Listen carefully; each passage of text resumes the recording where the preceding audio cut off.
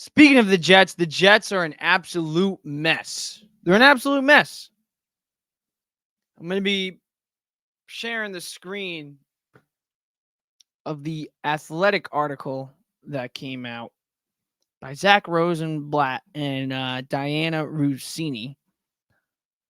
Two very reliable reporters. They have very good sources within the Jets. So I believe every bit of this article, especially if you know my feelings towards Robert Saleh. I'm not a big fan towards that guy. I think he is just a defensive coordinator disguised as a head coach. But it is what it is. He's our head coach. We have to live with that. And yeah, that's basically it. Robert Saleh is not a good head coach. So let's go over this article. Is it on the screen? Robert Saleh and how the Jets season fell apart.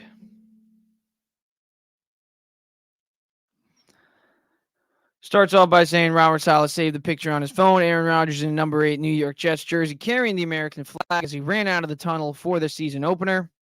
That night, September 11th, MetLife Stadium was as loud as ever for a Jets game. The fans cheering for Rodgers, blah, blah, blah, blah, blah, blah, blah, blah, blah, blah, towards Achilles. Then Rosenblatt goes on to say, the injury forced the Jets to recalibrate their expectations. Super Bowl aspirations replaced by a much lower bar. 7 wins. That would be enough to get them to 2024 when Rodgers would return. 7 wins. The goal was no longer playoffs. It was survival. New York met that 7-win goal. Are you kidding me? 7 wins? 7 wins. You bring in all these guys outside of Rodgers. The only reason you brought in Rodgers was because he was what we needed to win a Super Bowl. He was the missing piece. So you have a bunch of other pieces that can get you to the playoffs. But Aaron Rodgers is the end-all, be-all? We didn't have a plan B? I mean, the Indianapolis Colts, they lose Anthony Richardson. Gardner Minshew steps in. He gets them 9 wins. That's more than 7 wins. The Bengals, they lose Joe Burrow. You're telling me they didn't have playoff aspirations after that? Come on now. What is this? Last season, Dak Prescott goes down with an injury. Their backup QB gets the job done. I'm just saying, Joe Douglas, that's just lazy of him. To not have a backup quarterback not named Zach Wilson when it's Super Bowl or bust. And that's the same thing going into next season. If we lose Aaron Rodgers, that doesn't mean the Jets have just a free pass. No, there's no bailouts. There's no excuses. With or without Aaron Rodgers, the Jets need to make the playoffs. And if they don't, Robert Saleh and Joe Douglas both need to go. And that's it. So then they go on to say in the article, to better understand the issues that contributed to another Jets failed season, the Athletic spoke to 30 sources in and around the organization, some of whom were granted the anonymity to speak freely about their inner workings of the team without reprisal. Ugh. So let's just skip around in the article to one of the quotes from a Jets source. They write, "It's just a effing mess," one Jets coach said. "Something has to change." And this is from Rodgers, a statement from Rodgers. "I hope that's the only thing that's deja vu." What? This guy is just, Rodgers is a whack job, but he's good at what he does on the field. So if he can stay healthy, the Jets should go to the playoffs. But like I said, with or without him, they need to figure it out. And this is what they also write. What a lot of Jets fans have been saying all season: Rodgers is running the show. It's not Douglas. It's not uncommon for teams' decision makers to consult star quarterbacks on potential roster addition, but the perception around the league was the Jets went beyond the norm. Rodgers isn't the assistant GM, one AFC general manager said. Joe Douglas is the assistant GM. Rodgers made an effort to get to know his teammates and build friendships over lunch in the team cafeteria, on trips to New York City. He pulled teammates aside during practice to offer pointers, coaches too, and took former starter Zach Wilson under his wing. Wilson has been bitter of disappointment since being drafted number 2 overall, blah, blah, blah. We all know that. Zach Wilson sucked. And then they go on to write, this was supposed to be Wilson's redshirt year, when the 24-year-old could sit back, watch, and learn from his idol. Wilson, in his third year, is going to be a redshirt. Why? A redshirt? And then you have him as your number 2 quarterback? When the guy who is your starting quarterback is 39 years old? That's smart. Let's get back to the article. Skip around a little bit.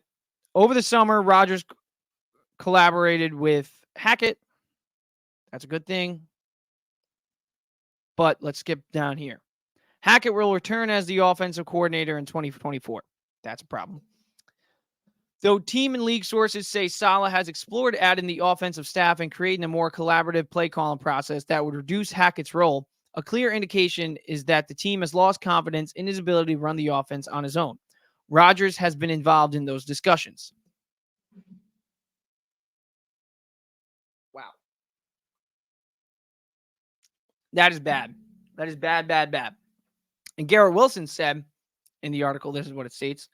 What happened this season can't happen again, star receiver Garrett Wilson, who has played with 7 quarterbacks in 2 seasons in New York. 7 QBs. And he still put up back-to-back 1,000-yard seasons. Garrett Wilson, we cannot lose him.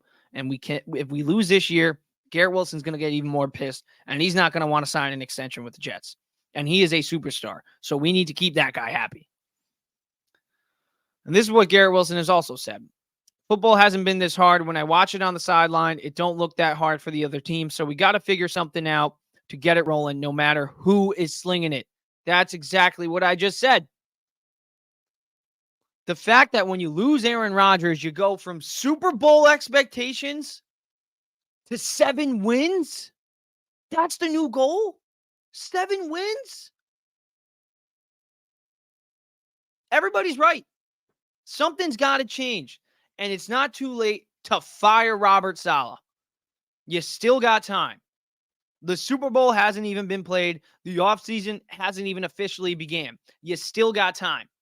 In an offseason where Jim Harbaugh, Bill Belichick, you got the guy from the Titans, Mike Vrabel, all these great head coaches available, and you have Robert Saleh, a guy who has failed 3 years in a row, 3 losing seasons in a row, 2 back-to-back collapses after the bye weeks when the Jets were in a position to get to the postseason, a clear position to get to the postseason. All they had to do was win a few games, but they didn't. They collapsed back-to-back years under Robert Saleh.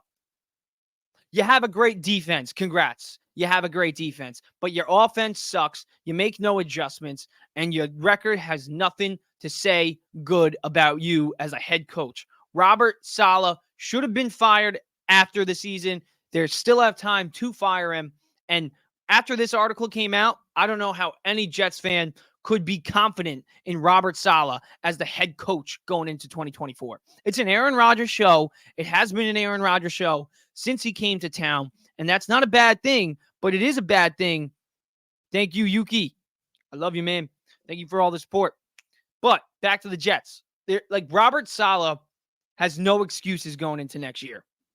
No excuses. If Aaron Rodgers gets hurt and the goal is 7 wins again, fire him. If Rodgers gets hurt next year, they should just fire Saleh. Because it's clear that Rodgers only wants Saleh and Hackett around so he could run the show. And if he's the reason that we can't get a reliable backup, like a Gardner Minshew or a Jake Browning or somebody that can step into the game and make plays. Just get Garrett Wilson and Breece Hall the ball. That's simple. We need no line. We 100% need an offensive line. But what we desperately need is everything. We need everything. Something's got to change, like they said. And I think the change has to be Robert Saleh, but it's not. And if Rodgers is the reason that we can't get a backup because he doesn't want pressure behind him, if Gardner Minshew puts pressure on him, then I'm sorry. Rodgers needs to go. But I'm worried that the Jets are going to fall flat on their face again in 2024. I cannot lie. I can't lie. I can't go into this season saying Super Bowl, Super Bowl, Super Bowl like I did last year. I cannot. Because they have the potential to set their goal as 7 wins if they lose Rodgers again.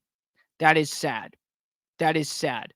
Nathaniel Hackett reportedly in that article, it also said that when Rodgers went down and Zach Wilson stepped in, no adjustments to the playbook. Hey, Zach Wilson, we want you to play exactly like Rodgers. We want you to make these precision throws just like a 4-time MVP. That's not who Zach Wilson is. When they changed the playbook, they changed the playbook for 2 games. 2 games. When Zach Wilson stepped back in as the starter and against the Kansas City Chiefs. And what were his 2 best games? Those 2 games. So I don't know how you don't change the playbook for a 24-year-old kid who can move around better in the pocket, who's not a pocket passer. That's not who he is. He's not Aaron Rodgers.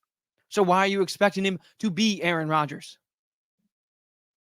And then when Wilson gets hurt, Aaron Rodgers ghosted him. So then Rodgers, oh, I'm his best friend. I'm his best friend. Yeah. No, you're not.